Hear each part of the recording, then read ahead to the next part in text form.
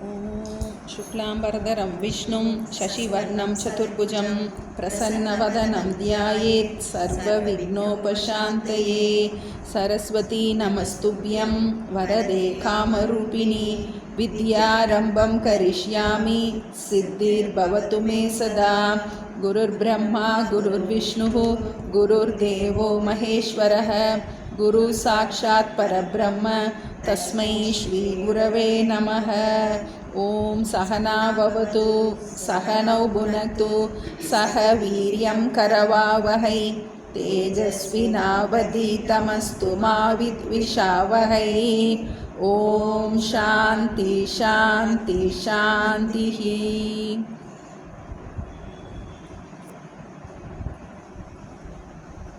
நிலமாதர் ஆசை பொருந்தின பொருந்தார் உள்ளம் கண்ணிலந்தரத்தில் ஜீவ சாட்சி மாத்திரமாய் நிற்கும் என் நிலங்களிலும் மிக்க எழுநிலம் அவற்றின் மேலாம் நன்னிலம் மருவும் ஏக நாயகன் பதங்கள் போற்றி ஈன்றழி தளிக்கும் செய்கைக்கு ஏதுவாய் அயனாய் மாலாய் ஆன்ற ஈசனுமாய் தானே அனந்த மூர்த்தியுமாய் நிற்கும் ஊன்ற முத்தனுமாய் இன்ப உணரியாதவனாய் நாளும் தோன்றிய விமல போத ஸ்வரூபத்தை பணிகின்றேனே எவருடைய அருளால் யானே எங்குமாம் பிரம்மம் என்பால் அவருடை புவனம் எல்லாம்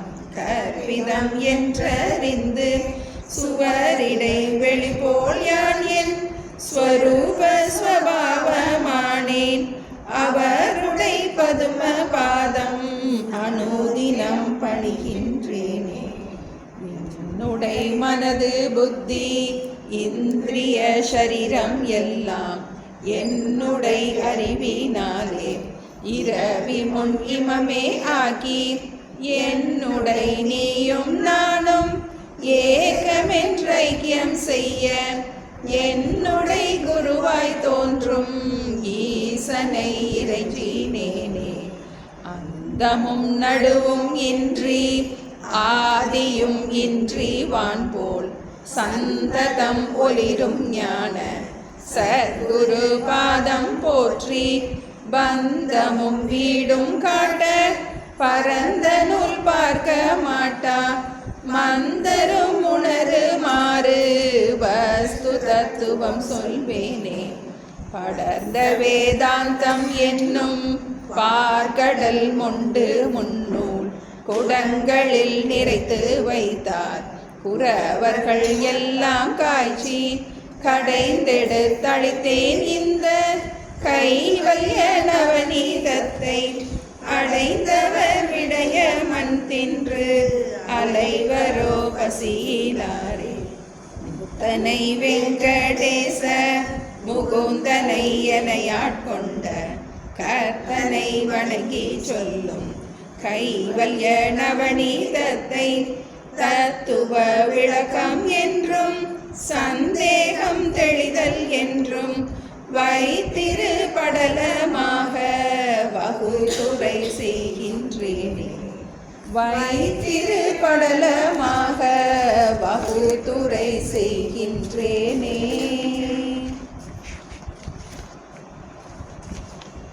பாடல் 88. நீ நான் என்று இரண்டில்லாமல் நிறைந்த பூரணமாய் எங்கும் நானாக தெளிந்த ஞானம் நடுவுமோ குருவே என்றான் தானாகும் பிரம்ம ரூபம் சத்குரு நூலால் தோன்றும் ஆனாலும் தடைகள் உண்டேல் அனுபவம் உரைத்திடாதே தடையவை எனில் அஞ்ஞான சந்தேக விபரீதங்கள் படர் செய்யும் இந்த மூன்றும் பல ஜென்ம பழக்கத்தாலே உடன் உடன் வரும் அந்த கால் உயர் ஞானம் கெடும் இவற்றை விடமுடன் கெடுப்பாய் கேட்டல் சிந்தித்தல் தெளிதலாலே அக்கினி கட்டுப்பட்டால் அற்பமும் சுடமாட்டாது மக்கின ஞானத்தாலே வந்த பந்தமும் வேவாது சிக்கன பழகி கேட்டல் சிந்தித்தல் தெளிதலாலே விக்கின மடம் சந்தேகம் விபரீதம் போக்குவாயே விரம பாவனையை மூடி வேதம் காட்டுவத ஞானம் குறவன் வாக்கியம் நம்பாமல் குழம்புவத்தான் சந்தேகம் திறமறு ஜகமே என்றும் தேகம் நான் என்றும் உள்ளே விரவிய மோகம் தானே விபரீதம் என்பர் மேலோர் தத்துவ அனுபோகந்தான் சாதித்தல் கேட்டல் என்பார் ஒத்துல பொருள் ஊகத்தால் உசாவல் சிந்தித்தல் என்பார் சித்தம் ஏகாந்தமான தரிசனம் தெளிதல் என்பார் நித்தம் இப்படி செய்த கால் நிர்வாணம் பெறுவாய் நீயே எத்தனை நாள் ஞாதாவும் ஞானமும் இருக்கும் உன்பால் அத்தனை நாளும் வேண்டும் அப்பால் ஒரு செயலும் வேண்டா நித்தமும் வெளிபோல் பற்றா ஏயமாத்திரமாய் ஜீவன் முக்தனானவர் விதேக முக்தி பெற்றிருப்பார் என்றும் ஞானமார் ஜீவன் முக்தர் நாள் வகையாவர் கேளாய் வாணிகர் பிரம்ம வித்து வரன் வரியான் வரிஷ்டன் ஆனவர் நாமம் ஆகும் அவர்களில் பிரம்ம வித்தின் தானமும் மற்றை மூவர் தாரதமியமும் சொல்வேன் தீரராய் பிரம்ம வித்தாய் தெளிந்தவர் தெரியும் முன்னம் வாரமாயிருந்த தங்கள்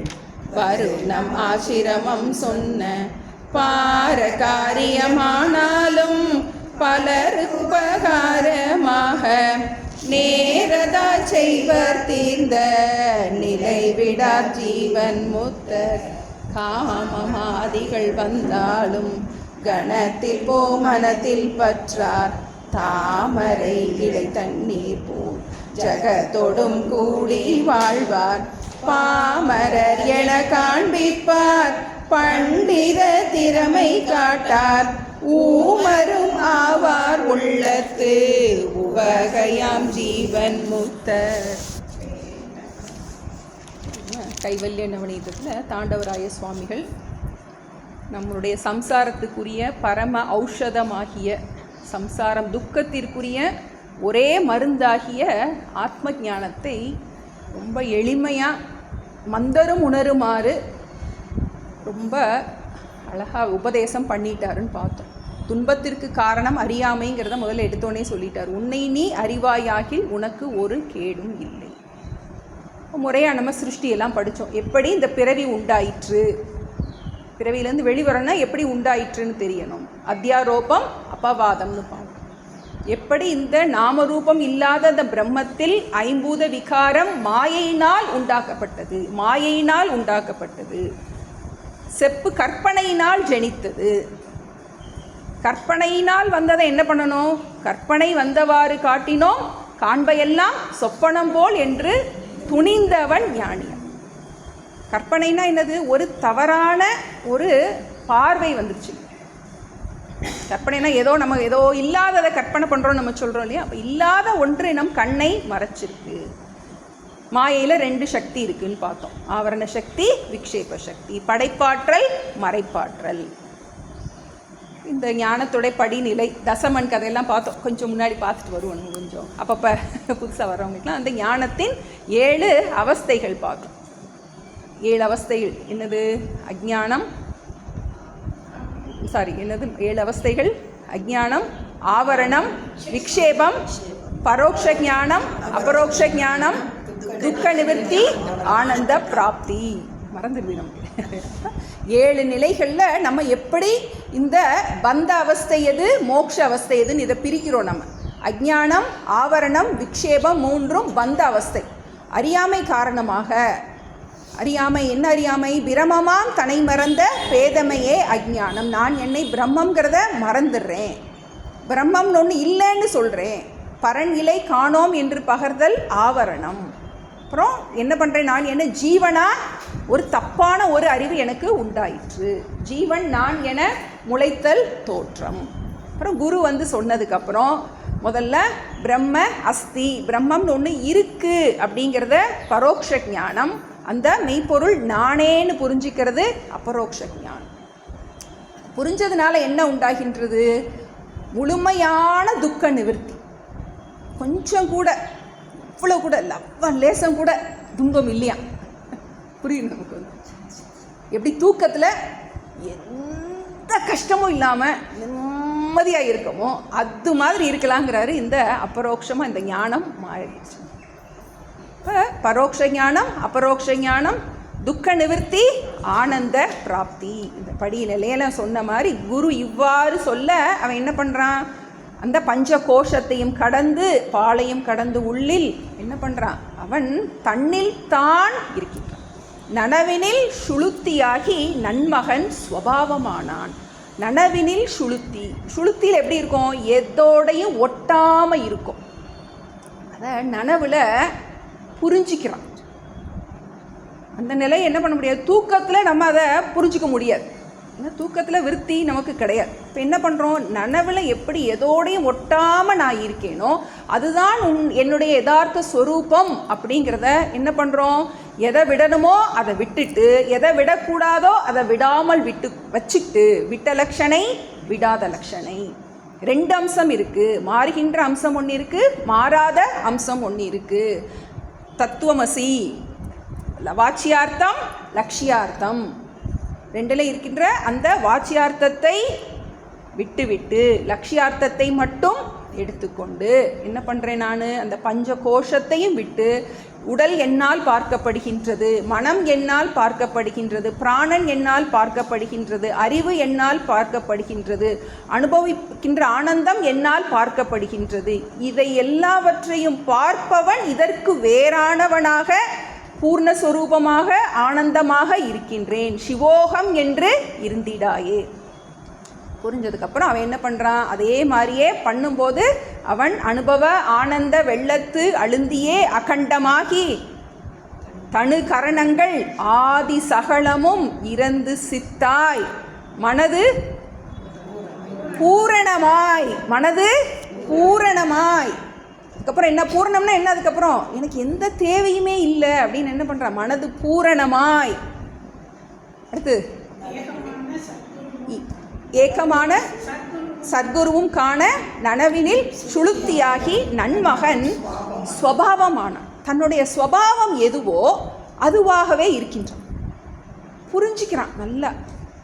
எல்லாத்தையும் விட்டதுக்கப்புறம் நான் எதுவாக இருக்கேன் அப்படிங்கிறத அமைதியாக உட்கார்ந்து குரு சந்நிதியில் அமைதியான மனதோட தன்னை யாருங்கிறத இவ்வளோ பின்னாடியே வெளியவே பார்த்துட்டு இருந்ததை பார்ப்பவனை பார்த்து விட்டான். பார்ப்பவனை பார்த்து விட்டான். அதனால் அதுக்கப்புறம் என்ன சொல்கிறான்? இது போல் ஒரு சந்தோஷம் எனக்கு இல்லையே ஐயனே, எனது உள்ளே நின்று அனந்த ஜென்மங்களாண்ட மெய்யனே, உபதேசிக்க வெளிவந்த குருவே போற்றி, உய்யவே முக்தி நல்கும் உதவிக்கு ஓர் நாயே செய்யுமாறு ஒன்றும் காணேன் அப்படின்னு சொன்னோடனே அவர் ஒரு செக் பாயிண்ட் வைக்கிறார். எல்லாம் சரிதான், வந்து நீ எனக்கு தட்சணை கொடுக்கணும்னா 3 தடைகள் இல்லாமல் உன்னை நீயே இந்த ஞானத்தில் நிஷ்டையோடு இருக்கிறது தான் நீ எனக்கு கொடுக்குற தட்சணை அப்படின்னு சொல்லிட்டார். அப்போ அவனுக்கு ஒரு ஐயோ போயிருமா, ஞானம் நழுவுமோ அப்படின்னு கேட்கும்போது 3 தடைகள் உண்டாகும். என்னென்ன தடைகள்னு சொன்னார். அந்த தடைகள் வர்றதுக்கு காரணம் என்னங்கிறத சொன்னார். அந்த தடைகளின் தன்மை சொன்னார். அந்த தடைகளின் விளைவு சொன்னார். அதை நீக்கும் உபாயம் சொன்னார். முக்கியமான விஷயம், இதை மறக்கவே கூடாது. தடைகள் என்னென்ன? அஜ்ஞானம், சந்தேகம், விபரீதம். 3 தடைகள் இருக்கின்றது. அந்த 3 தடைகளுக்கு காரணம் என்ன? பல ஜென்ம பழக்கத்தாலே. ரொம்ப வருஷமாக நான் என்ன ஜீவனாகவே நினச்சிக்கிட்டு இருக்கேன். இதனால் மோட்சம், அதனால் மோட்சம்னு தப்பா நான் நினச்சி வச்சுருக்கேன். அப்புறம் என்ன? பிரம்மம்னு என்னால் ஏற்றுக்கவே முடியல, நானா பூர்ணமா அப்படின்னு என்ன பண்ணுறோம்? எனக்கு துக்கமாக இருக்கே, எனக்கு நான் துக்கமே இல்லைன்னா என்னால் என்ன பண்ண முடியல, ஏற்றுக்க முடியல. இப்போ அஜ்ஞானம், சந்தேகம், விபரீதம். அதனுடைய விளைவு என்ன பண்ணுது? மறைச்சு. இதுக்கு தீர்வு என்ன சொன்னார்? அஜ்ஞானம், சந்தேக, விபரீதத்துக்கு ஸ்ரவணம், மனனம், நிதித்தியாசனம். கேட்டல், சிந்தித்தல், தெளிதல் அப்படின்னு சொன்னார். நீண்ட நாள் என்ன பண்ணணும்? நமக்கு கேட்கணும். நமக்கு சில நேரம் புரிஞ்ச மாதிரி இருக்கும், கிளாஸில் புரியாது நமக்கு. அப்புறம் ஏற்கனவே நிறைய பேர் கூட என்ன பண்ணுறது, டிஸ்கஸ் பண்ணுறது. இந்த மாதிரி என்ன பண்ணலாம்? நம்ம புரிஞ்ச விஷயத்தை நல்ல ஆள் மனசில் பதிய வைக்கணும். அப்புறம் நிறையா சந்தேகம் வரணும். டீச்சர் சொல்லியிருக்காங்க, நிறைய சந்தேகம் கேட்கணும்னு சொல்லியிருக்காங்க. சந்தேகம் உள்ளேருந்து வரலாம்.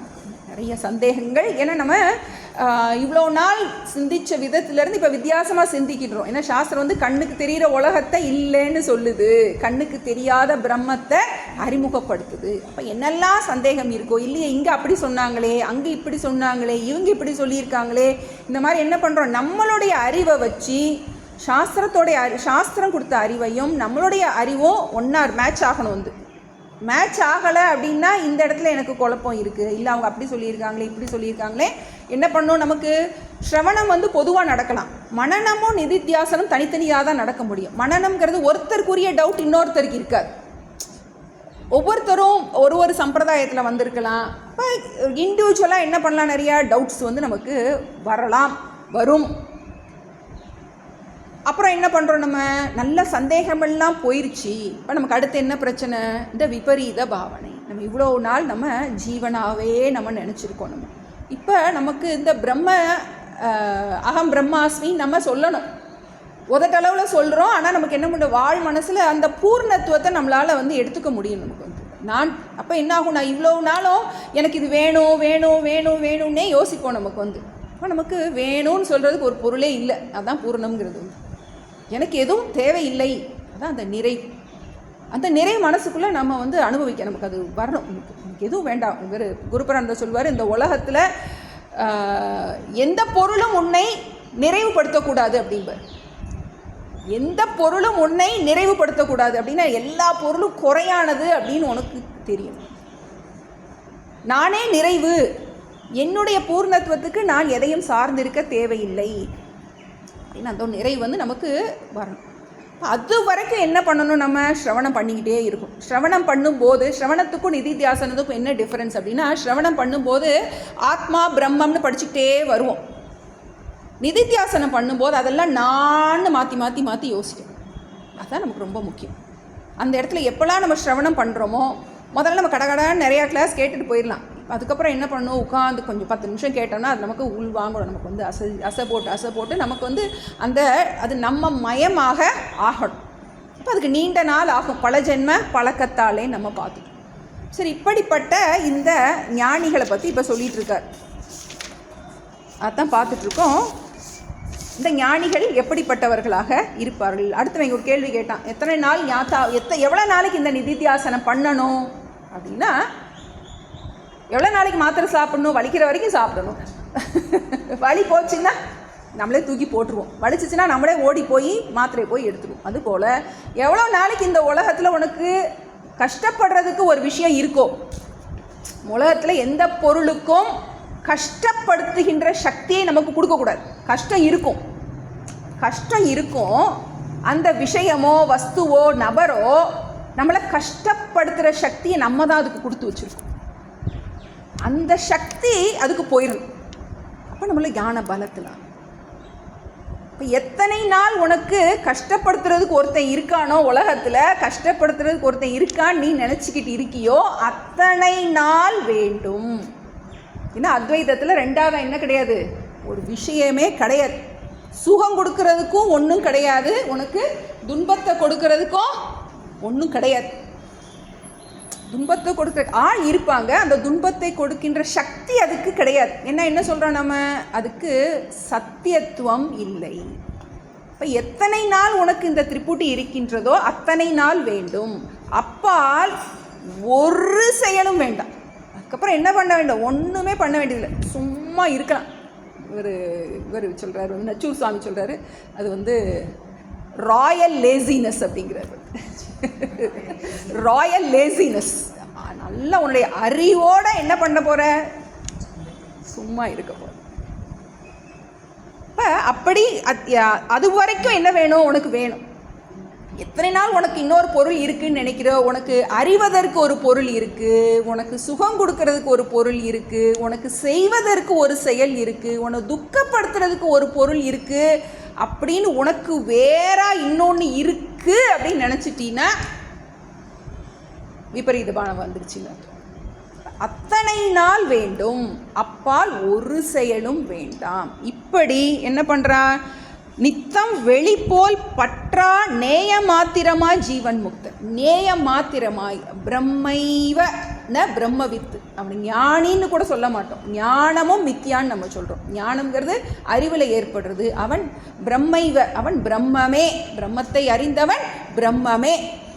அப்படிப்பட்டவன் என்ன பண்ணுறாரு, ஜீவன் முக்தனாக இருந்து விதேக முக்தி அடைகின்றான் அப்படின்னு சொல்லிட்டு 2 பதம் கொடுத்துருக்காரு, ஜீவன் முக்தன் விதேக முக்தன். ஜீவன் முக்திங்கிறது நம்ம அத்வைதத்தில் மட்டும்தான் பிரயோகிக்கின்ற ஒரு வார்த்தை. வாழும் போதே பூர்ண நிம்மதியோடு இருப்பது. ப்ராக்கெட்டில் போட்டுக்கணும், நல்லா அண்டர்லைன் பண்ணி, பிரச்சனைகளுக்கு நடுவில் அப்படின்னு போட்டுக்கணும். பிரச்சனைகளுக்கு நடுவுலையும் பூர்ண நிறைவோடு இருக்கும். குறை இருக்கும், ஆனால் குறையாக இருக்காது. குறை இருக்கும், ஆனால் குறையாக இருக்காது. எதுவும் மாறாது. அப்படிப்பட்ட அந்த ஞானத்தை உடைய அந்த ஜீவன் முக்தர்களை 4 பிரிச்சாருன்னு பார்த்தோம். ஞானமார் ஜீவன் முக்தர் 4 வகை ஆவர் கேளாய். வான்நிகர் பிரம்மவித்து வரன் வரியான் வரிஷ்டன். பிரம்மவித், பிரம்மவித் வரன், பிரம்மவித் வரியான், பிரம்மவித் வரிஷ்டன். 4 பேர் இருக்காங்க. ஆணவர் நாமம் ஆகும். அவர்களில் பிரம்மவித்தின் தானமும் மற்றை மூவர் தாரதமியமும் சொல்வேன். முதல்ல பிரம்மவித்தை பற்றி சொல்கிறேங்கிறார். மற்ற 3 பேரையும் வேற ஒரு கேட்டகரியில் போட்டுறார்.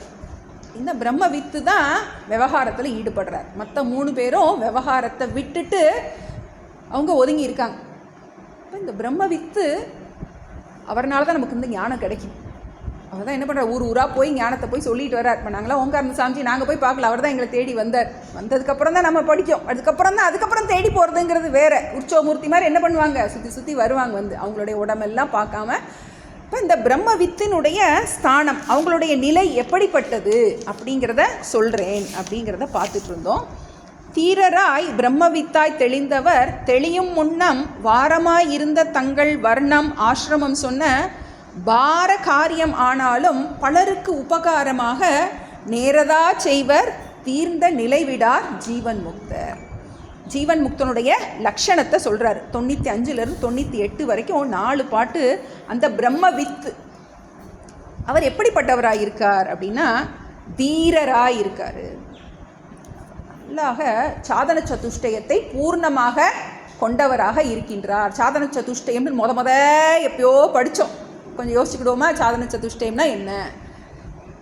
சதுஷ்டயம்னா 4 சாதனங்கள். என்னென்ன சாதனங்கள்? விவேகம், வைராகியம், சமாதி, ஷட்க, சம்பத்தி, முமுக்ஷுத்வம்.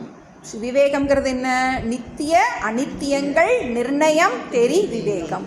உலகத்தில் எது நிலையானது எது நிலையில்லாததுங்கிறத நம்மளுடைய அறிவினால் பிரித்து புரிந்து கொள்வது விவேகம். அப்புறம் எது நிலையில்லாததுங்கிறத எனக்கு வேண்டவே வேண்டாம் அப்படின்னு சொல்லிட்டு அதை முழுமையாக விடுபடுவது வைராகியம். அப்புறம் எனக்கு நிலையானது தான் வேண்டும் அப்படின்னு தேடுவது முமுக்ஷுத்வம். அப்புறம் இது 3 நமக்கு நல்லா ஸ்டெடியாக மனசில் பதியணும், 3 மாறாமல் இருக்கணும், ஆட்டங்காணாமல் இருக்கணும்னா அதுக்கு ஒரு 6 எக்ஸ்ட்ரா குவாலிஃபிகேஷன் தேவைப்படுது. அது என்னது? சமம், தமம், விடல், சகித்தல், சமாதானம், ஸ்ரத்தை. சமம் அகக்கரண தண்டம். அகக்கரண தண்டம்னா நம்மகிட்ட இருக்கின்ற அக ஒழுக்கம். தமம் புறக்கரண தண்டம், புற ஒழுக்கம்.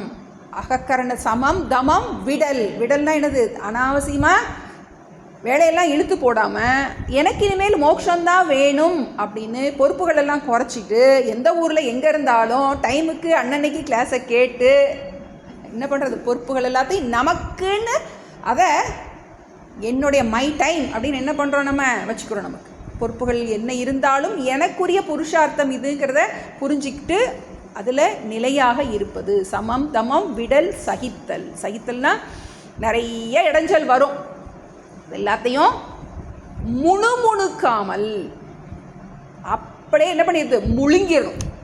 ஒன்றும் பண்ண முடியாது. இதெல்லாம் பிராரப்தம் ஸ்வாகான்னு என்ன போட்டணும், முழுங்கிடும். அதுக்கு பேர் என்னது, சகித்தல். சமம் தமம் விடல் சகித்தல் சமாதானம். சமாதானம்னா கான்சன்ட்ரேஷன், ஒருமுகப்பாடு வேணும். திடீர்னு ஏதோ கேட்டோன்னா டக்குன்னு சொல்ல தெரியும் நமக்கு. நமக்கு தடுமாறுறோம், 7 அவஸ்தைன்னா என்ன யோசிக்கிறோம் என்னது அப்படின்னு. என்ன பண்ணுறா, நல்லா மனசில் பதியிறது, கான்சன்ட்ரேஷன். சமாதானம் ஸ்ரத்தை. ஸ்ரத்தைங்கிறது குரு சாஸ்திரத்தில் இருக்கின்ற விஸ்வாசம். குருவும் சாஸ்திரமும் உண்மையைத்தான் சொல்லுது அப்படிங்கிற அந்த விஸ்வாசம். இப்போ தீரராய் பிரம்மவித்தாய், இந்த சாதன சத்துஷ்டயத்தை முழுமையாக உடையவராக யார் இருக்காரு, இந்த ஜீவன் முக்த, இந்த பிரம்மவித்து இருக்கார். தீரராய் பிரம்மவித்தாய் தெளிந்தவர் தெளியும் முன்னம் வாரமாய் இருந்த தங்கள் வர்ணம் ஆசிரமம் சொன்ன பார காரியமானாலும் பலருக்கு உபகாரமாக நேரதாய் செய்தார். இதுக்கு முன்னாடி யானை வர்றதுக்கு முன்னாடி என்ன வேலை பார்த்துக்கிட்டு இருந்தாரோ அதே வேலையில் என்ன பண்ணலாம், கண்டினியூ பண்ணலாம். வீட்டை விட்டுட்டு ஓடி போகணுன்னு அவசியம் இல்லை. பார காரியமானாலும் பலருக்கு உபகாரமாக. இதுவரைக்கும் தனக்கு தன்னுடைய குடும்பத்துக்குன்னு காரியம் பண்ணிட்டு இருந்தவர் இப்போ என்ன பண்ணுறாரு, உலகுக்கு உபகாரமாக என்ன தொழில் பண்ணுறாரோ அந்த தொழிலையே என்ன பண்ணுறாரு, இந்த ஞானத்தோட கண்டினியூ பண்ணுறார். விவேகானந்தர் சொல்லுவார், ஒரு மீன் பிடிக்கிறவனுக்கு இந்த ஞானத்தை கொடுத்தினா அவன் ஒரு சிறந்த மீன் பிடிப்பவன் ஆவான். ஒரு மனைவிக்கு இந்த ஞானம் இருந்தால் அவர் சிறந்த மனைவி ஆவாள். ஒரு கணவனுக்கு இந்த ஞானம் இருந்தால் அவன் சிறந்த கணவன் ஆவான். எந்த ரோல் நமக்கு கொடுக்கப்பட்டிருக்கோ அதில் என்ன பண்ணுவோம், நம்ம இன்னும் கொஞ்சம் நல்லாவே பெட்டராக பெர்ஃபார்ம் பண்ண முடியும். அதனால் என்ன சொல்ல, நீ விட்டுட்டு போனே சொல்லலை. பார காரியமானாலும் பலருக்கு உபகாரமாக நேரதாய் செய்வர். பர்ஃபெக்டாக பண்ணுவாங்க. எல்லாம் பொய் தானே, அத்தனையும் பொய் தானேன்னு பின்னாடி படிப்போம். அத்தனையும் பொய் தானே அப்படின்னு படிப்போம். ஆனந்த வடிவு நானேன்னு படிப்போம். பொய் தான் அப்படின்னு சொல்லிட்டு ஏனோ தானோன்னு செய்கிறது கிடையாது. எல்லாத்துக்கும் நேர்த்தியாக நேரதாய் செய்வர் தீர்ந்த நிலை விடார் ஜீவன் முக்தர். அந்த மோட்சத்தை விடாத அந்த ஜீவன் முக்தர் நம்ம உலகத்தில் நம்ம கூடவே இருந்து கொண்டு நம்மளை மாதிரியே இருந்துக்கிட்டு ஞானத்தோட எதிலையும் பற்றற்றவராக செயல்படுகின்றார் அப்படிங்கிறத சொன்னார். அடுத்து என்ன பார்த்தோம், காமமாதிகள் வந்தாலும் கணத்தில் போம் மனதில் பற்றார் தாமரை இலை தண்ணீர் போல ஜகத்தோடும் கூடி வாழ்வார். பாமரர் என காண்பிப்பார் பண்டித திறமை காட்டார் ஊமரும் ஆவார் உள்ளத்து உவகையாம் ஜீவன் முக்தர். முக்கியமான விஷயங்கள் இதெல்லாம் நம்ம வளர்த்து கொள்ள வேண்டிய பண்புகள். முதல்ல சொன்னது புற நிலை. அவர் ஞானி புறத்தில் எப்படி இருப்பார், எப்படி விவகாரம் வச்சுருப்பாருங்கிறது புறநிலை. புறத்தில் அவருடைய சுபாவம் எப்படி இருக்கும். இது 96வது பாட்டு அகத்தில் அவர் எப்படிப்பட்டவராக இருப்பார், அகநிலை. இது காமம் ஆதிகள் வந்தாலும் கணத்தில் போம். காமம், குரோதம், லோபம், மோகம், மதம், மாத்சரியம் என்ன துர்குணங்கள் வந்தால் கூட என்ன ஆகும், உடனே போயிடும். அதில் ரொம்ப நேரம் அவருக்கு என்ன இருக்குது, கோபம், க்ஷணக்கோபம்னு சொல்லுவோம். நமக்கு ஞானிகளுக்கு கோபம் வரலாம், க்ஷணக்கோபம். அந்த மாதிரி அவருக்கு எந்த கெட்ட குணத்தில், ஏன்னா அவருக்கு சுபாவமாகவே இந்த நிலைக்கு வந்துட்டார். ரொம்ப வருஷம் இதிலேயே பழகினால நல்ல துர்வாசனைகள்லாம் முழுமையாக போயிருக்கும். ஏதோ ஒரு காரணத்தினால வந்தால் கூட அதை என்ன பண்ண மாட்டார், என்டர்டெயின் பண்ண மாட்டார். அதனால் கணத்தில் போய்விடும். மனத்தில் பற்றார், மனத்தில் வச்சுக்கிட்டே இருக்க மாட்டார். கோவத்தை அப்படியே அன்னைக்கு பண்ணாங்க பாருன்னு என்ன பண்ண மனசில் வச்சுக்கிட்டே இருக்கும் பார்த்தீங்களா, அது மாதிரி என்ன பண்ண மாட்டாங்க. இவர் சொல்லுவார், சின்மயானந்த சுவாமி சொல்லுவார், உன்னால் ஃபர்கிவ்னஸ், உன்னால் மன்னிக்க முடியல அப்படின்னா ஆன்மீகத்துக்குள்ளே வாசப்படிக்குள்ளே வராத ஓடிடு அப்படிம்பார். அந்த ஃபர்கிவ்னஸ்ங்கிறது ஆன்மீகத்தில் நமக்கு கண்டிப்பாக இருக்க வேண்டிய ஒரு விஷயம். மனத்தில் பற்றார், தாமரை இலை தண்ணீர் போல ஜகத்தோடும் கூடி வாழ்வார். இப்படி தாமரை இலையில் தண்ணி ஒட்டாமல் இருக்கோ அதுபோல் ஜகத்துக்குள்ளே இருந்தால் கூட, விவகாரங்கள் இருந்தால் கூட, பரமாத்மா சாமி சொல்லுவாங்க, உங்கள் வீட்டிலையே கெஸ்ட்டாக இருந்துக்கோங்க அப்படிம்பாரு. அவரோட வீட்டிலையே கெஸ்ட்டாக இருந்துக்க. இப்போ கெஸ்ட்டு வேறு வீட்டுக்கு கெஸ்ட்டாக போனோம்னா என்ன பண்ணுவோம்? அந்த வீட்டு விவகாரத்துலலாம் மூக்க நுழைக்க மாட்டோம். சாப்பிட்டு பேசாமல் என்ன பண்ணிடுவோம் நம்மளுடைய. அது மாதிரி அவரோட வீட்டில் என்ன பண்ணிக்கோங்க, கெஸ்ட்டாக இருந்துக்கோங்க அப்படிங்க. ஒட்டாமல், ஒட்டியும் ஒட்டாமல் அப்படின்னா என்ன அர்த்தம்? எதையும் எதிர்பார்க்காம யார்கிட்ட எதையும் எதிர்பார்க்காம இருப்பது. தாமரை இலை தண்ணீர் போல ஜெகத்தோடும் கூடி வாழ்வார், பாமரர் என காண்பிப்பார்.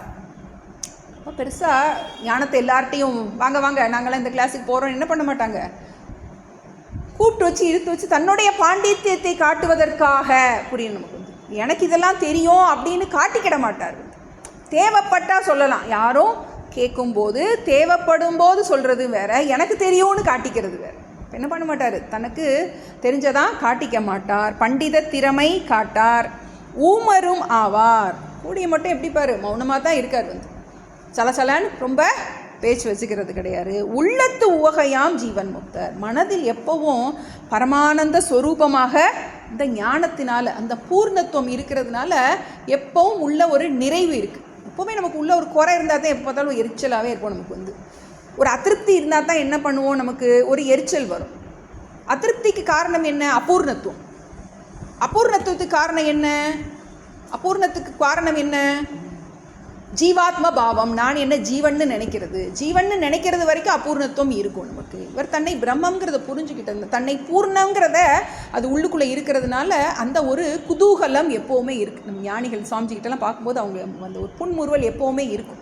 இந்த உள்ளத்தில் இருக்க அந்த நிறைவு அப்படியே வெளியே அப்படியே கண்ணு வெளியே அப்படி கொப்பளிச்சு வர்றதை நம்ம பார்க்க முடியும். அந்த ஞானிகளோட கண்ணில் அந்த நிறைவு, அந்த ஆனந்தம், இடமெல்லாம் அது என்ன பண்ண முடியாது, நல்லா அந்த பிரபாவத்தை நம்ம அந்த அவங்களுடைய அந்த தேஜஸ், அந்த அந்த உவகை, அந்த உள்ளத்தில் இருக்க அந்த நிறைவு அப்படி அவங்களுடைய கண்ணு வழியாக அப்படி கொப்பளிச்சு வர்றதை நம்மளால் சென்ஸ் பண்ண முடியும். காரணம் என்னது? உள்ளத்து உவகையாம் ஜீவன் முக்தர்.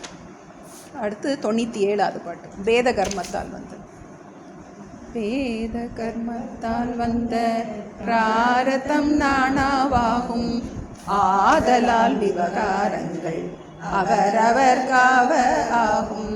மாதவம் செய்யினும் செய்வார், வாணிபம் செய்யினும் செய்வார், பூதலம் புறப்பார் ஐயம் புகுந்துண்பார் ஜீவன் முக்தர். வேத கர்மத்தால் வந்த பிராரதம் நானாவாகும், ஆதலால் விவகாரங்கள் அவரவர் காவ ஆகும். மாதவம் செய்யினும் செய்வார், வாணிபம் செய்யினும் செய்வார், பூதலம் புறப்பார் ஐயம் புகுந்துண்பார் ஜீவன் முக்தர். இன்னொருக்க மீண்டும் அந்த ஜீவன் முக்தருடைய புறநிலை வெளியே எப்படி பிஹேவ் பண்ணுவார். வேத கர்மத்தால் வந்த பிராரப்தம் நானா ஆகும். இந்த ஞானிக்கு கர்மத்தால் வந்த பிராரப்தம், பிராரப்தம் என்பது பலவாக இருக்கும்.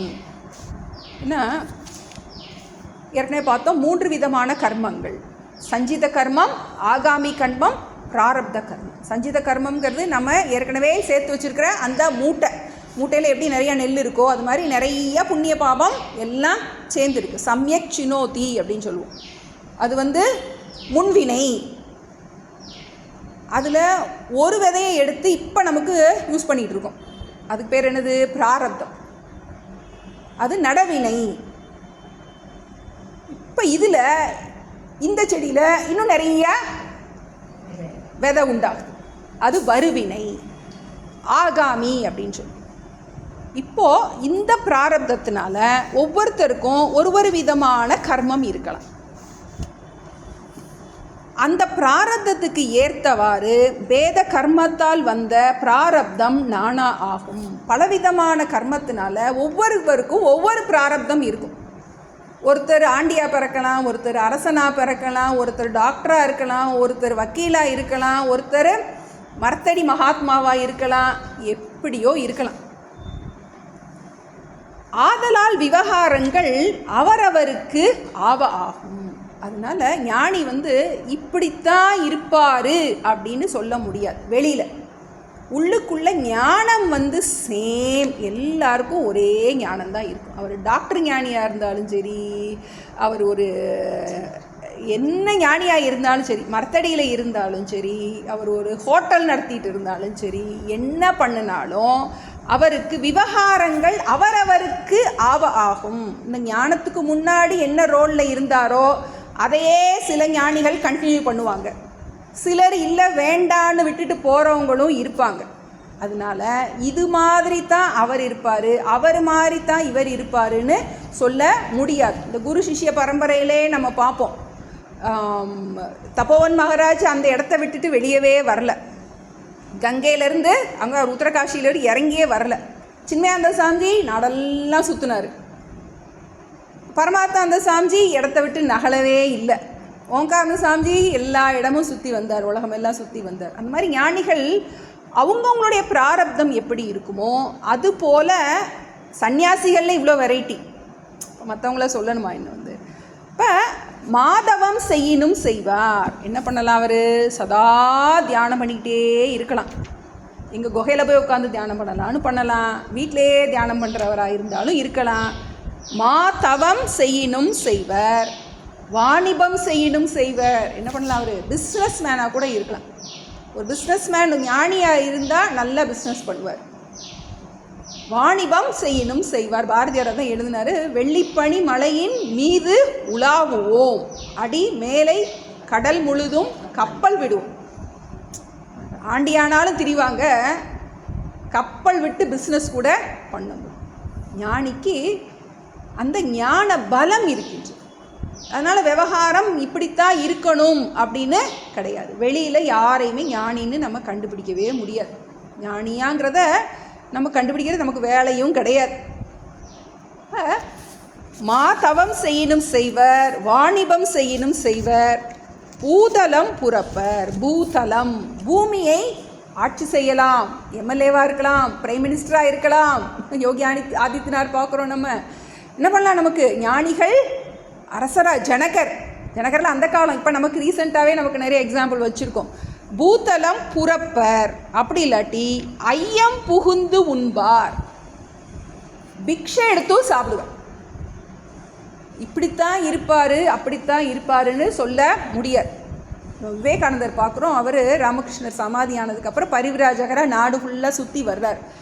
வரும்போது அவர் சில நேரம் பிக்ஷை எடுத்து சாப்பிட்ருக்காரு, சில நேரம் ராஜாவோட அரண்மனையில் போய் இருந்திருக்கார். ஒரே ஆள் தான், ஆனால் அதை சமத்துவ பாவம். ஆனால் ஞானம்தான் முக்கியமே ஒழிய ஒரே ஆளே அரசனாகவும் இருக்கார், ஆண்டியாகவும் இருக்கு. ஓங்காரன் சாமிஜி பார்த்தோம். அவர் அங்கே அவ்வளோ சிங்கப்பூர் அங்கெல்லாம் 5 ஸ்டார் ஹோட்டலில் அங்கே அப்படி கூட்டிகிட்டு போவாங்க. இங்கே விருதுநகர் வந்தப்போ நம்ம கைவிலிய சங்கத்தில் ஒரு வசதி கிடையாது, டாய்லெட் பாத்ரூம் கூட கிடையாது, கட்டில் கிடையாது, எந்த ஒரே கொசுக்கடி. இங்கே 3 நாள் தங்கியிருந்தார். இப்போ நமக்கு ஆண்டியாகவும் இருக்கலாம், அரசனாகவும் இருக்கலாம். பூதலம் புறப்பார், ஐயம் புகுந்து உண்பார், ஜீவன் முக்தர். அவருக்கு இதுதான் அதுதாங்கிற நிர்ணயம் கிடையாது. இப்படித்தான் இருக்கணும் அப்படித்தாங்கிற நிர்ணயம் கிடையாது. இந்த வர்ணத்தில் தான் இருக்கணும், பிராமணனாக தான் இருக்கணும், சத்திரியனாக தான் இருக்கணும், ஆணாக தான் இருக்கணும் அப்படிங்கிற நிர்ணயம் எதுவுமே கிடையாது. ஞானத்துக்கு முக்கியம் முதல் சொன்னார் இல்லையா, தீரராய் பிரம்மவித்தாய். அந்த தீரத்தன்மையும் அந்த பிரம்ம ஞானமும் தான் முக்கியம். சாதன சதுஷ்டயமும் அந்த குரு வாக்கியத்தில் ஏற்பட்ட அந்த அபரோக்ஷ ஞானமும் தான் முக்கியமே ஒழிய வர்ணமோ ஆசிரமோ எந்த குளத்தில் பிறந்திருக்கோம். ஞானம் என்பது எல்லாருக்கும் பொது. இல்லை வெளிநாட்டில் இருக்கவங்க ஃபாரினர்ஸுக்கெலாம் கிடையாது, அப்படின்லாம் கிடையாது. இதுக்கு சம்ஸ்கிருதம் படிச்சிருக்கணுன்னோ பிராமணனாக பிறந்திருக்கணுன்னோ இதெல்லாம் எதுவுமே கிடையாது. பூதலம் புறப்பார், ஐயம் புகுந்து உண்பார், ஜீவன் முக்தர். ஆசிரமத்தில் பார்த்துக்கோது பூபத்தின்னு ஒருத்தர் இருப்பார். அவர் பசுக்கள் எல்லாம் பார்க்குறவர். அவர் ஒன்றும் படித்தவரே கிடையாது, ஆனால் அவர் அப்படி வேதாந்தம் சொல்வார். ரொம்ப ஆச்சரியமாக இருக்கும். அவர் தான் ஃபுல்லாக பசுமாடை ஃபுல்லாக பார்த்துக்கிறவர். அவர் தான் ஃபுல்லாக இந்த விபூதி தயாரிக்கிறதுக்கெல்லாம் ஃபுல்லாக அவர் சாணம் அள்ளி எல்லாம் அவரோட தொழிலை பார்ப்பார். ஆனால் அவ்வளோ ஞானம் இருக்கும். சாமி கிளாஸ் டைமுக்கு வந்து உட்காந்துருவார். வந்து கிளாஸ் முடிஞ்சோடனே போய் அங்கே போய் வேலை பார்க்க போயிடுவார். அதனால இப்படித்தான் இருக்கணும் அப்படித்தான் இருக்கணுங்கிற நியமம் இல்லை. ஞானம் வந்ததுக்கப்புறம் இந்த தொழிலில் இருக்கிற பேதம் இது எதுவுமே ஞானிக்கு கிடையாது. அவரை பொறுத்த வரைக்கும் எப்பவும் அந்த ஞானத்திலேயே நிலை பெற்று உள்ளத்து உவகையாம் ஜீவன், எப்போ அவர் தன்னில் தான் இன்புற்று இருக்கின்றார். இப்போ இது திரும்பவும் புற நிலையை பற்றி சொல்லிட்டு திரும்ப அடுத்ததில் இன்னொரு அக வாழ்க்கை, அவர் இன்னும் எப்படி இருக்கார், அவருடைய சிந்தனை எப்படி இருக்கும் அப்படிங்கிறத 98. சென்றது கருதார் நாளை சேர்வது நினையார் கண்முன் நின்றது புசி பார்வையில் நிலவாய்வின் விழுது வீழ்ந்து பொன்றின சவம் வாழ்ந்தாலும் புதுமையா ஒன்றும் பாரார் நன்று தீதென்னார் சாட்சி நடுவான ஜீவன் முக்தர் சென்றது கருதார் நாளை சேர்வது நினையார் கண்முன் நின்றது புசி பார்வையில் நிலவாய்வின் விழுது வீழ்ந்து பொன்றின சவம் வாழ்ந்தாலும் புதுமையாய் ஒன்றும் பாரார் நன்று தீதென்னார் சாட்சி நடுவான ஜீவன் முக்தர். இது அவருடைய அகநிலை, மனநிலை எப்படி இருக்கும், நமக்கு அவங்களுக்கு என்ன வித்தியாசம் அப்படின்னா அவர் எப்படி இருக்காரு. சென்றது கருதார், ரொம்ப முக்கியமான பாட்டு. இதெல்லாம் நமக்கு எழுதி வச்சுக்கிட வேண்டியது, நம்ம வளர்த்து கொள்ள வேண்டிய பண்புகள். இது வந்து சென்றது கருதார், போனதை பற்றி என்ன பண்ண மாட்டார், நினைக்கவே மாட்டார். பாஸ்ட் இஸ் பாஸ்ட், எதையும் நினைப்பது இல்லை. நாளை சேர்வது நினையார், நாளைக்கு என்ன ஆகும், வயசாகிட்டே இருக்கே, யார் பாப்பா நம்மளை, இப்படிலாம் என்ன பண்ண மாட்டார், நினைக்கவே மாட்டார். இவர் சித்பானந்த சாமிஜிக்கிட்ட கடைசி காலத்தில் போய் கேட்பாங்களாம், சாமி ஹெல்த் எப்படி இருக்குன்னு.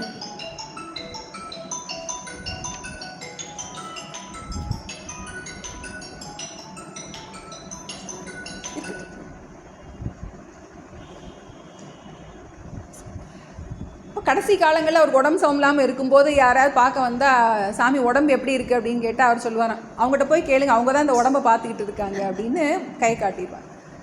இப்போ நாளை சேர்வது நிலையார், நம்ம பல எப்போ பார்த்தாலும் எதில் இருக்கோம், ஒன்று பாஸ்டில் இருக்கோம், இல்லாட்டி ஃப்யூச்சரில் இருக்கோம். போனது நடந்ததை பற்றியே யோசிச்சுருப்போம், அப்படி நடந்துருச்சு, இருந்தாலும் இப்படி பண்ணாமல் இருந்திருக்கலாம், முடிஞ்சு போச்சு, என்ன பண்ண முடியும், அது யார் யார் பிராரப்தம் எப்படி எப்படி இருக்கோ, என்ன பண்ண முடியாது. சில இதெல்லாம் எதையுமே மாற்ற முடியாது, முடிஞ்சதை என்ன பண்ண முடியாது, மாற்ற முடியாது. அது புறப்பட்ட வில்லேருந்து புறப்பட்டு போச்சு, அது போய் அடித்து தான் ஆகும். அது என்ன பண்ண, ஒன்றும் பண்ண முடியாது.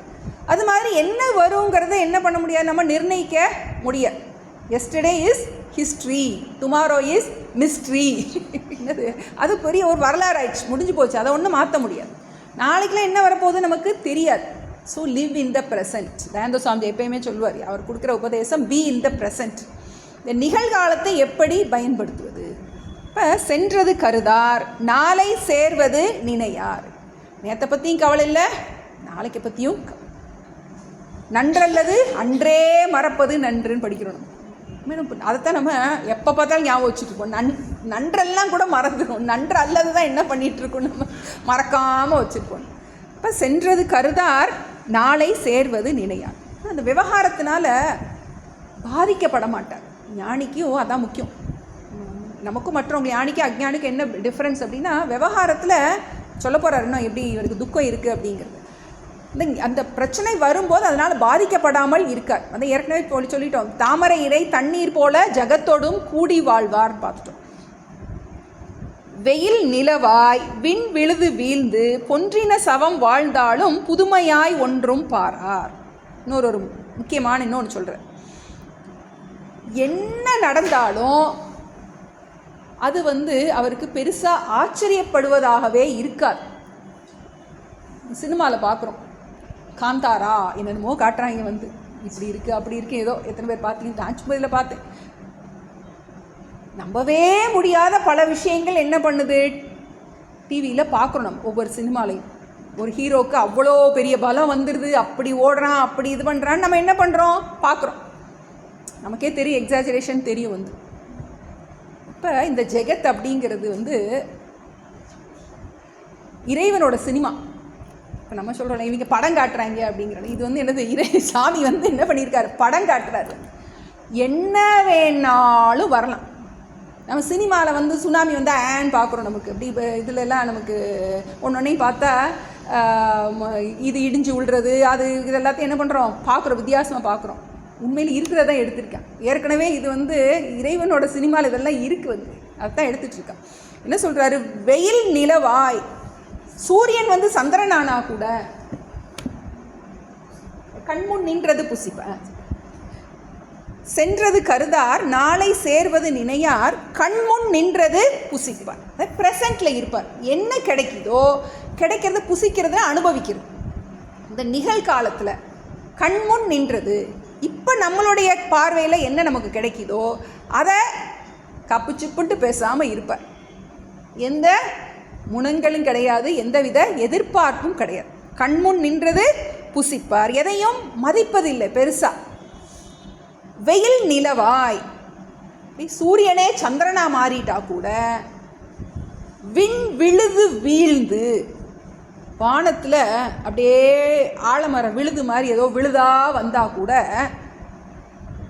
பொன்றின சவம் வாழ்ந்தாலும், செத்து போன ஒருத்தன் எந்திரிச்சு வந்தால் கூட அதெல்லாம் அவருக்கு ஒன்றுமே கிடையாது.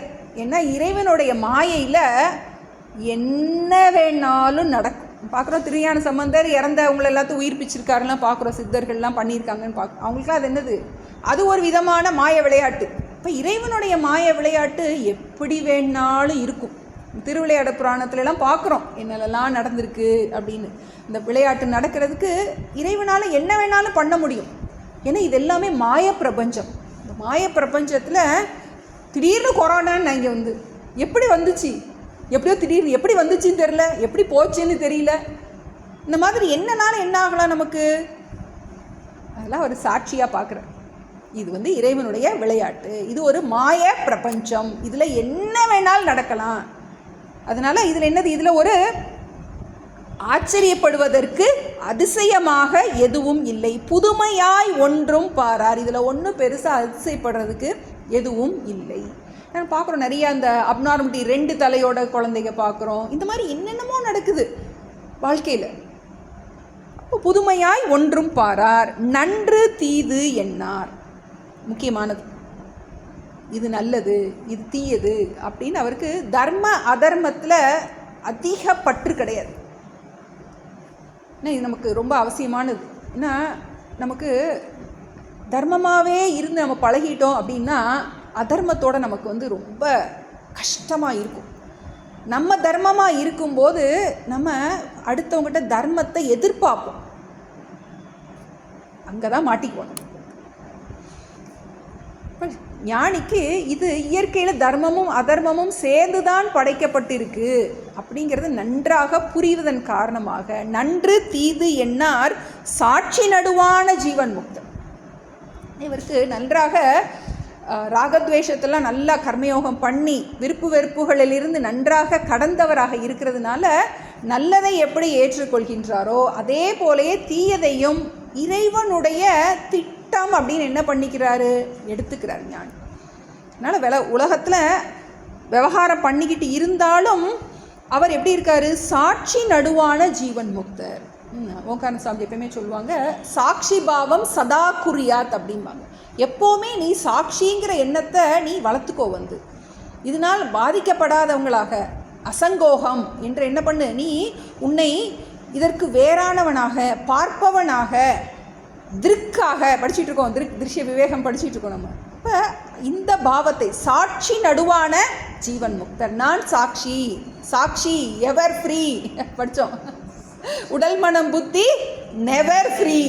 சாட்சிக்கு எப்பவும் பூர்ண நிம்மதி, உடல் மனம் புத்திக்கு எப்பவும் துன்பந்தான் இருக்குது. இதை நல்லா புரிஞ்சுக்கிட்டு உலகத்தில் தர்மமும் அதர்மமும் சேர்ந்து தான் இருக்கின்றதுங்கிறத புரிஞ்சுக்கிட்டு இந்த தர்ம அதர்மத்திற்கு வேறானவனாக, நன்மைக்கும் தீமைக்கும் வேறானவனாக நான் இருக்கின்றேன் என்பதை என்ன பண்ணுறாரு,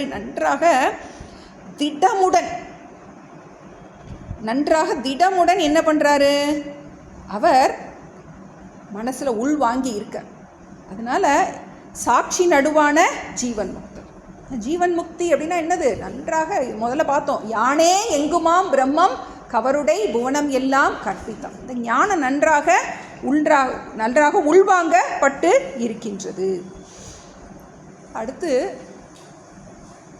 இப்போ என்ன பார்த்துட்ருக்கோம்? பிரம்மவித்து அப்படிங்கிறத பற்றி பார்த்தோம். ஞானிகளில் 4 விதமான ஞானிகள் இருக்காங்க.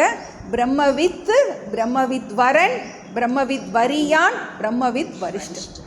பிரம்மவித் அப்படிங்கிறவர் மக்களோட மக்களாக இணைந்து ஞானத்தோட முன்பு எப்படி இருந்தாரோ அதுபோலையே என்ன பண்ணிகிட்ருக்காரு?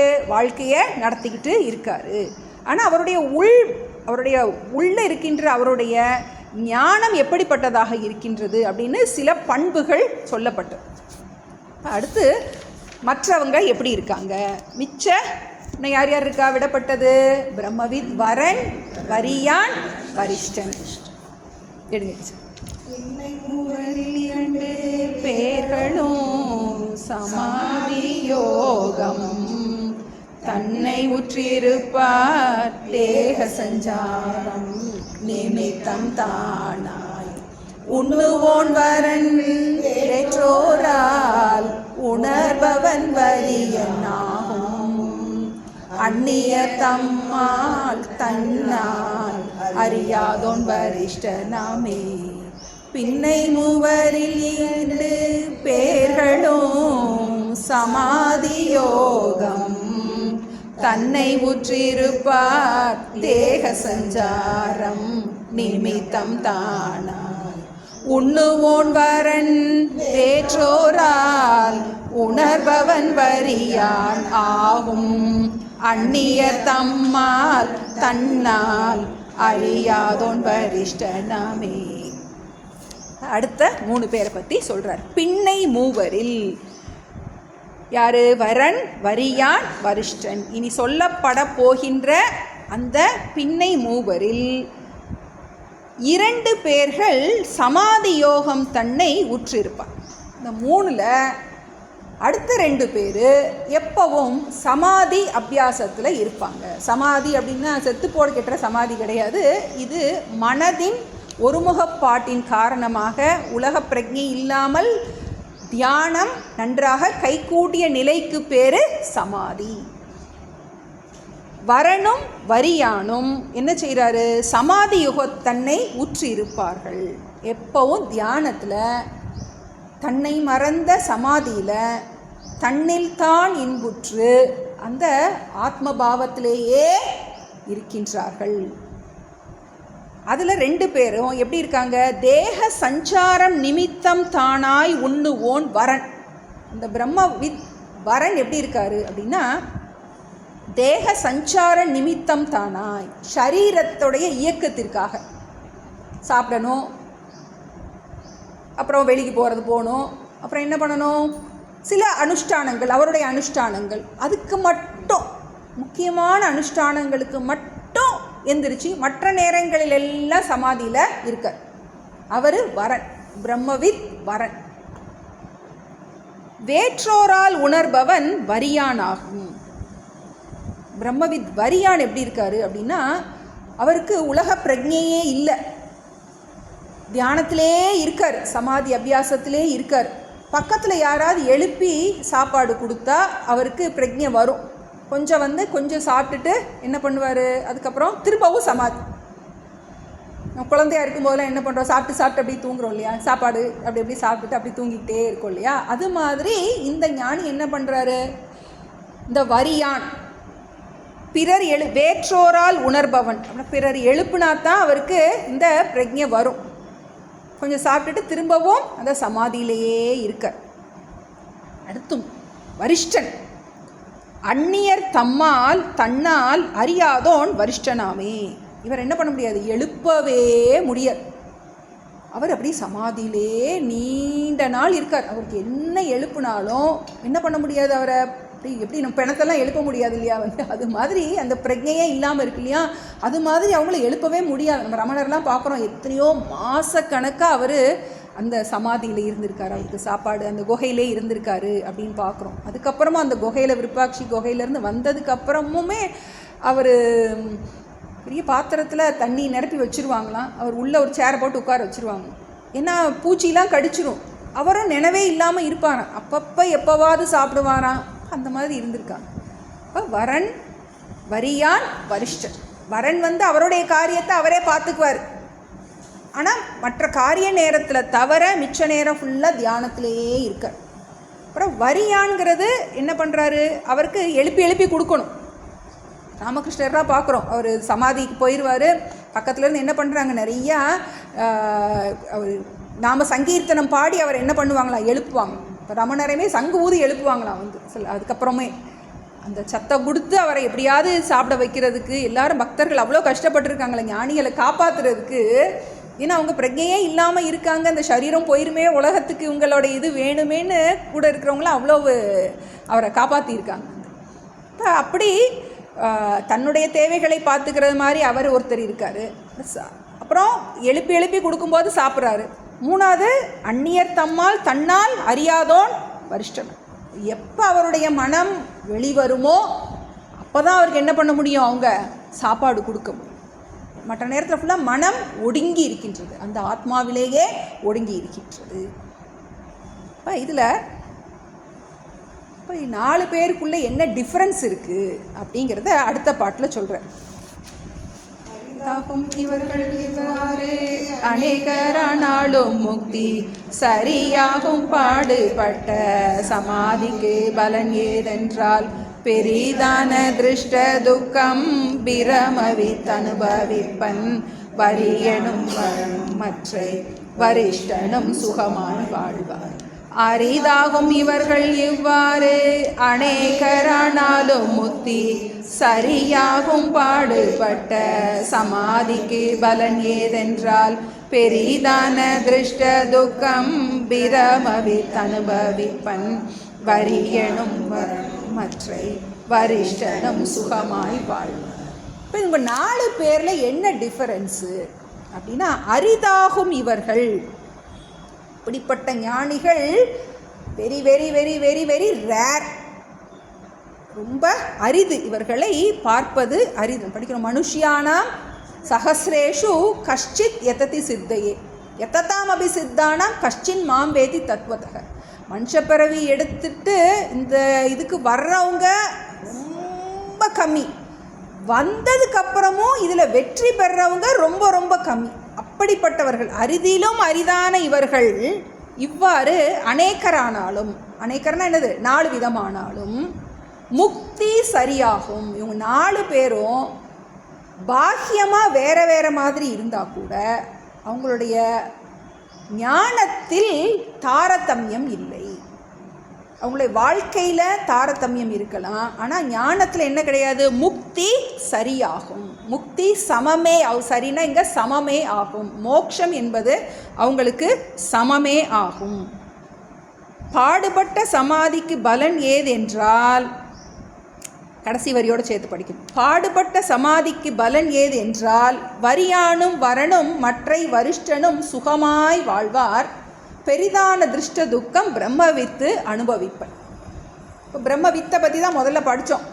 காமமாதிகள் வந்தால் கணத்தில் போ, மனத்தில் பற்றார், தாமரை இலை தண்ணீர் போல ஜகத்தொடும் கூடி வாழ்வார். பாமரர் என காண்பிப்பார், பண்டித திறமை காட்டார், ஊமரும் ஆவார், உள்ளத்து உவகையாம் ஜீவன் முக்தர்.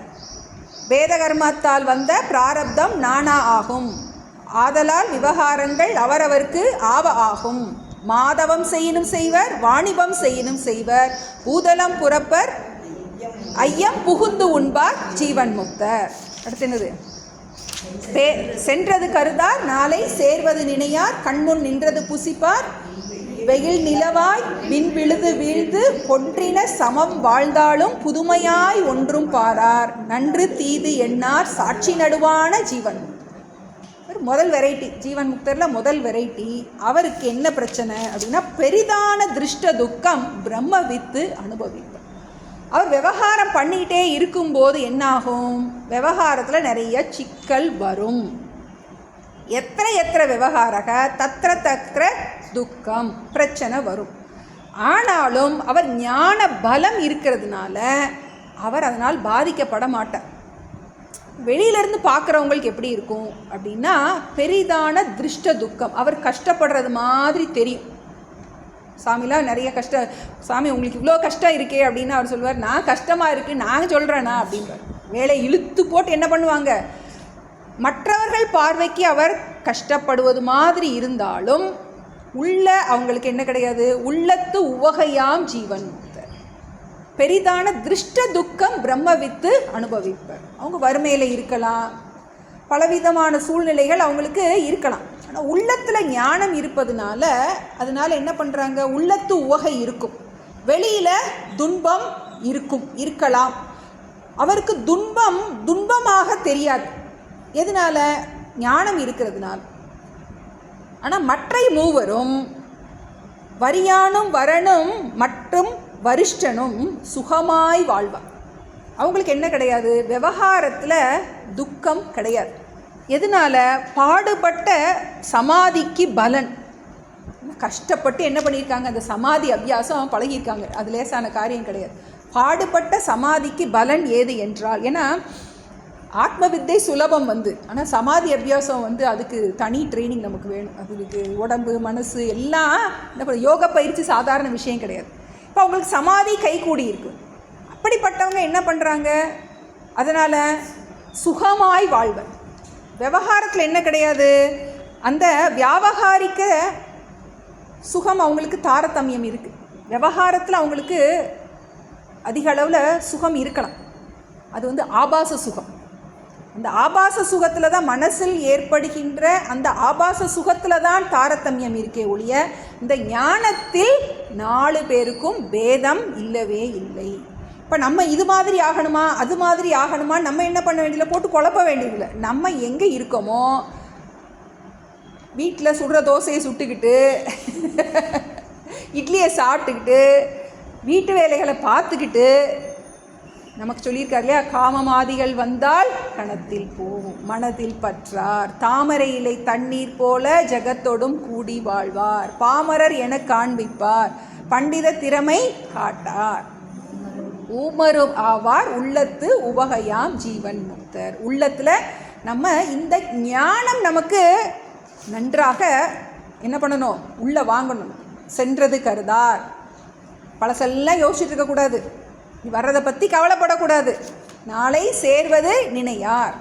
இந்த ஞானம் நான் யார் அப்படிங்கிறது என்ன பண்ணக்கூடாது, மறக்கக்கூடாது. சென்றது கருதார், நாளை சேர்வது நினையார், கண்முன் நின்றது புசிப்பார். நமக்கு விவகாரம் எப்போ யாருக்கு என்ன பிரச்சனை எந்த ரூபத்தில் வரும் சொல்லவே முடியாது. அது பாட்டுக்கு நல்லா போயிட்டே இருக்கும், எங்கே இடிக்கும் தெரியாது நமக்கு. அதனால தான் நமக்கு சொல்லியிருக்கு, பொன்றின சவம் வாழ்ந்தாலும் புதுமையாய் ஒன்றும் பாரன். கடைசி மூச்சு இருக்கிறது வரைக்கும் பார்க்குறோம். பாரதியார் எத்தனை கோடி இன்பம் வைத்தாய் இறைவா இறைவான் பாடினார். அடுத்த வேளை சாப்பாட்டுக்கு பிக்ஷை எடுத்துகிட்டு இருந்தார். ஒன்றும் கோடீஸ்வரன் கிடையாது. கடைசி வரைக்கும் எப்படி இருந்தார், அச்சமில்லை அச்சமில்லைன்னு பாடினார். உச்சி மீது வானிடிந்து வீழி, எத்தனை கஷ்டம் வந்தாலும் அச்சமில்லைன்னு பாடினார். எதனால்? இந்த ஞானம் என்ன பண்ணுது, நமக்கு ஒரு பூர்ணத்துவத்தை நமக்கு கொடுக்கின்றது. இப்போ நமக்கு லட்சியம் என்ன, நமக்கு ஜீவன் முக்தி தான் லட்சியம். வாழ்க்கையில் இது மறந்துடக்கூடாது. அறம் பொருள் இன்பம் எல்லாம் முடிச்சாச்சு. நமக்கு இன்னும் மிச்ச காலத்தை என்ன பண்ணணும், நம்ம இந்த இதுக்கு தான் நம்ம இதில் நம்மளை எப்படி நம்ம இம்ப்ரூவ் பண்ணுறது. இப்போ கைவிலை நவனியத்தில் எவ்வளவோ படிச்சிருக்கோம். இப்போ இது என்ன பண்ணலாம், நம்ம சிருஷ்டியை அப்படியே அத்தியாரோபம் அபவாதம் தியானம் பண்ணி பார்க்கலாம். ஏன்னா நமக்கு இது மனசில் புரியுறதுங்கிறது வேறு, மனசில் பதியறதுங்கிறது வேறு. இப்போ அதனால தான் ஒரு எக்ஸாம்பிள் கொடுத்துருக்காரு. நமக்கு ஒரு ரோல் மாடல் வேணும், எப்படி இருக்கணும். அப்போ அதுக்கு கடைசியில் அதை கொடுத்து தான் முடிக்கிறார். இதுதான் ஜீவன் முக்தனுடைய லட்சணம். நம்ம இதில் தான் நம்ம வளர்த்து கொள்ளணும். தொடங்கும்போது சாதன சதுஷ்டயத்தில் தொடங்கி ஜீவன் முக்தியில் முடிக்கிறார். அங்கேருந்து என்ன பண்ணணும், நம்ம இடையில இருக்கிறதெல்லாம் நம்ம அறிவில் ஏற்பட வேண்டிய மாற்றங்கள். இது ரெண்டும் என்னது, நம்ம வாழ்க்கையில் நம்ம ஏற்படுத்தி கொள்ள வேண்டிய வளர்த்து கொள்ள வேண்டிய பண்புகள். ரெண்டும் சேர்ந்தா தான் என்ன பண்ண முடியும், நமக்கு அறிவும் இருக்கணும், மனசில் இந்த பலமும் இருக்கணும். நம்மளுடைய வாழ்க்கையில் ரெண்டும் சேர்ந்து இருந்தால் தான் என்ன பண்ண முடியும், இந்த ஞானத்தினுடைய அந்த சுவாமி எப்பயும் சொல்லுவாங்க, ஜீவன் முக்தி சுக ஆனந்தம் அப்படின்னு சொல்லுவாங்க. அந்த ஞானத்தின் பிரயோஜனம் நமக்கு கிடைக்கணும். துக்க நிவர்த்தி பரம ஆனந்த பிராப்தி, முழுமையாக நமக்கு இந்த நிறைவு நமக்குள்ளே வரணும். இப்போ இதுக்கு இந்த ஜீவன் முக்த லட்சணங்கிறது ரொம்ப ரொம்ப முக்கியம். எப்படி நம்ம பகவத்கீதையில் சிதப்பிரங்க லட்சணம் நம்ம சொல்கிறோமோ, அது நித்திய பாராயணம் எடுத்துக்கிறது நல்லது அப்படின்னு நம்ம சொல்கிறோமோ, அதுபோல் இந்த ஜீவன் முக்த லட்சணத்தை நம்ம தினம் நினைவுபடுத்திக்கணும். நம்மளுடைய லட்சியம் இதுதான், இதுதான் நம்மளுடைய கோல், நம்ம அடைய வேண்டிய கோல் அப்படிங்கிறது இது நம்ம பிரார்த்தனையாக வச்சுக்கலாம். எப்போவும் நம்ம மற்றவங்களெல்லாம் பார்க்கக்கூடாது. நம்ம இன்றைக்கி எவ்வளோ இம்ப்ரூவ் ஆகிருக்கோம், இதில் எவ்வளோ தூரம் நம்ம இதில் வளர்த்து கொண்டு இருக்கோம். இப்படி தான் இருக்கும், உலகம் இப்படி தான் இருக்கும். அதனால தான் சொல்லியிருக்காரு, பொன்றின சவம் வாழ்ந்தாலும் புதுமையாய் ஒன்றும் பாரார். ஏன்னா திடீர்னு நம்ம சுற்றி இருக்கிறவங்க திடீர்னு நல்லவங்களா இருப்பாங்க, திடீர்னு மாறிடுவாங்க. இதை நம்ம பார்க்குறோம், யாரையுமே நம்ப முடியாது. கைகேயி ராமனை தன் பிள்ளைக்கு மேலே வச்சு வளர்த்தா. அதே கைகேயி என்ன பண்ணான்னு பார்க்குறோம். அப்போ என்ன மாறும், யார் மாறுவாங்கன்னு தெரியாது. இப்போ நமக்கு இதுதான் முக்கியம், இந்த ஞானம்தான் முக்கியம், இந்த ஞானத்தின் பிரயோஜனம்தான் முக்கியம். நமக்கு எல்லாருக்கும் இந்த ஜீவன் முக்த லட்சணம் இந்த முழுமையாக அமையணும்னு நம்ம கைவல்ய கணபதியையும் இங்கே இருக்கிற குருமார்கள் அனைவரையும் நம்ம மனசார நன்றாக பிரார்த்தனை செய்வோம். இதை பாராயணம் பண்ணுவோம். வேத கர்மத்தால் வந்த பிராரதம் நானா ஆகும், ஆதலால் விவகாரங்கள் அவரவர் காவ ஆகும். மாதவம் செய்யினும் செய்வார், வாணிபம் செய்யினும் செய்வார், பூதலம் புறப்பார் ஐயம் புகுந்துண்பார் ஜீவன் முக்த. சென்றது கருதார் நாளை சேர்வது நினையார் கண்முன், நின்றது புசிப்பார் வெயில் நிலவாய்வின் விழுது வீழ்ந்து. பொன்றின சமம் வாழ்ந்தாலும் புதுமையாய் ஒன்றும் பாரார், நன்று தீதென்னார் சாட்சி நடுவான ஜீவன் முக்த. பின்னை இரண்டு பேர்களும் சமாதி யோகம், தன்னை உற்றிருப்பார் தேக சஞ்சாரம் நிமித்தம் தானார். உண்ணுவோன் வரன் வேற்றோரால் உணர்பவன் பரியான் ஆகும், அந்நியர் தம்மாள் தன்னால் அறியாதோன் பரிஷ்டனமே. அரிதாகும் இவர்கள் இவ்வாறு அநேகரானாலும் முத்தி, சரியாகும் பாடுபட்ட சமாதிக்கு பலன் ஏதென்றால், பெரிதான திருஷ்ட துக்கம் பிரமவித் அனுபவிப்பன், வரியானும் வரணும் மற்றை வரிஷ்டனும் சுகமாய் வாழ்வார். ஐயனே எனது உள்ளே நின்று அனந்த ஜென்மங்கள் ஆண்ட மெய்யனே உபதேசிக்க வெளிவந்த குருவே போற்றி. உய்யவே முக்தி நல்கும் உதவிக்கோர் உதவி நாயேன், செய்யுமாறொன்றும் காணேன் திருவடி போற்றி போற்றி. செய்யுமாறொன்றும் காணேன் திருவடி போற்றி போற்றி. பூர்ணமத பூர்ணமிதம் பூர்ணாத் பூர்ணமுதச்யதே, பூர்ணஸ்ய பூர்ணமாதாய பூர்ணமேவாவசிஷ்யதே. ஓம் சாந்தி சாந்தி சாந்திः. हरिः ओम श्री गुरुभ्यो नमः. हरिः ओम.